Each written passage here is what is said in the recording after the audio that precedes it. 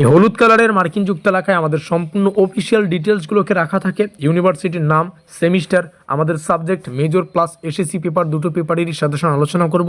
Political science আমাদের YouTube চ্যানেলের নাম, আমাদের অফিসিয়াল কন্ট্যাক্ট নম্বর, এখানে যোগাযোগ করেই তোমরা পরবর্তী সেমিস্টারের নোটপত্রগুলো সংগ্রহ করতে পারবে। আর এটা আমাদের শেষ মুহূর্তের প্রস্তুতি, অর্থাৎ লাস্ট মিনিট সাজেশন। তো অবশ্যই আজকের এই ভিডিওটির সাজেশন পিডিএফ অ্যাভেলেবেল রয়েছে আমাদের হোয়াটসঅ্যাপ গ্রুপে, লিঙ্ক আজকের এই ভিডিওটির ডেসক্রিপশন বক্সে। তো শুরু করছি মেজর পেপার দিয়ে। মেজর পেপারে আমাদের যেটা পড়তে হচ্ছে ওয়েস্টার্ন পলিটিক্যাল থট। অবশ্যই একটা হিউজ সিলেবাস, অনেক বড় একটা সিলেবাস। পরীক্ষা নিরীক্ষা করে আমরা 5 এবং 10 নম্বরের জন্য মাত্র 12খানা কোশ্চেন তোমাদের জন্য রেখেছি। অবশ্যই 12টা কোশ্চেনই ভালো করে পড়তে হবে। অনেক ছাত্রছাত্রী এমন আছো যারা এই 12টা কোশ্চেনকে অনেক মনে করবে। দেখো সিলেবাসটাও অনেক, আমরা বিভ্রান্তিকর সাজেশন তোমাদের জন্য প্রস্তুত করি না।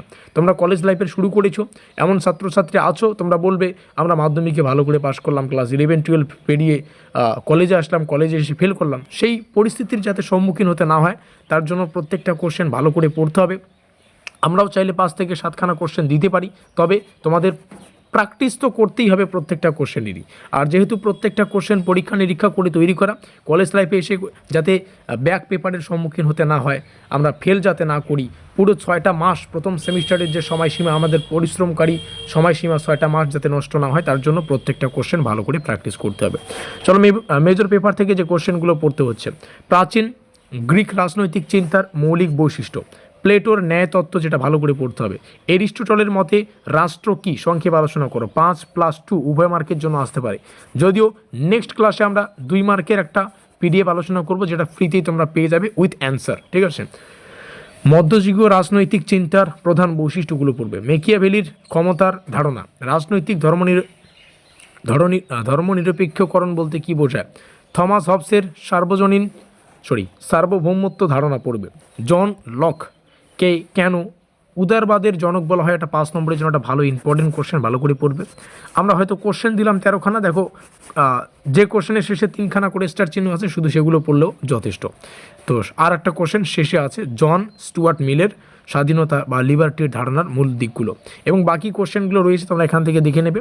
আমরা চলে যাব মেজর পেপার থেকে 10 নম্বরের যে কোশ্চেনগুলো, যেগুলো একদম মোস্ট ইম্পর্টেন্ট বা মাস্ট রিড এক্সাম উইনারের কোশ্চেন।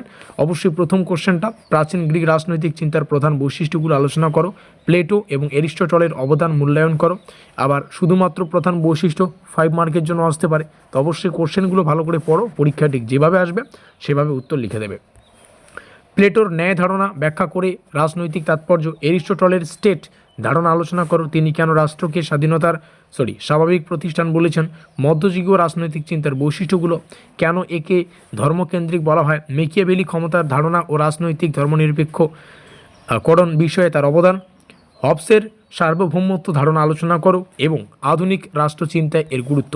এবং বাকি যে কোশ্চেনগুলো রয়েছে, আমার লক্ষ্যে কেন উদারবাদের জনক বলা হয়, এটা 5 নম্বরের জন্য রেখেছি, 10 নম্বরের জন্য রেখেছি। বাকি কোশ্চেনগুলো স্ক্রিনশট করে রাখবে। আমরা প্রবেশ করব আমাদের এসএসসি পেপারে। এসএসসি পেপার থেকে আমাদের পড়তে হচ্ছে হিউম্যান রাইটস এডুকেশন, আমরা পিডিএফ সহকারে দিচ্ছি। 5 নম্বরের প্রশ্নের শর্ট অ্যান্ড শিওর স্কোরিং যে কোশ্চেনগুলো, সেগুলো তার মধ্যে প্রথম, হিউম্যান রাইটস অর্থাৎ মানবাধিকার বলতে কী বোঝায়, এর বৈশিষ্ট্যটা হিউজ একটা ইম্পর্টেন্ট কোশ্চেন, ভালো করে প্র্যাকটিস করবে। মানবাধিকারের ধারণার ঐতিহাসিক বিকাশ, ভারতীয় সংবিধানে মানবাধিকার সুরক্ষার গুরুত্ব পড়বে।